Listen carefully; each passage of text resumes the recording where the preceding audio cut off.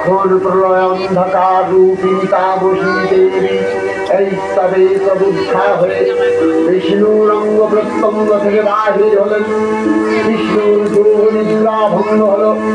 বিষ্ণু সুদর্শন চক্র চালনে মধুকৈজবের মস্তক ছিন্ন করলেন। পুনরায় ব্রহ্মা ধ্যান মগ্ন হলেন। এদিকে কালান্তরে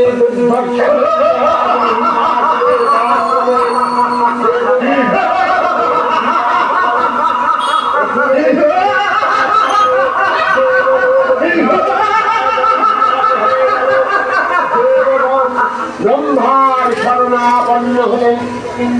ব্রহ্মার পরে মহিষাসুর অপরাজেয় তার দ্বারা দৈত্যরাজের ক্ষয় সম্ভবপর নয় জেনে তারই নির্দেশে অমরবৃন্দ কমলযোনি বিধাতাকে মুখপাত্র করে বৈকুণ্ঠে নিয়ে দেখলেন। হরিহর আলাপনে রত ব্রহ্মা সম্মুখে নিবেদন করলেন।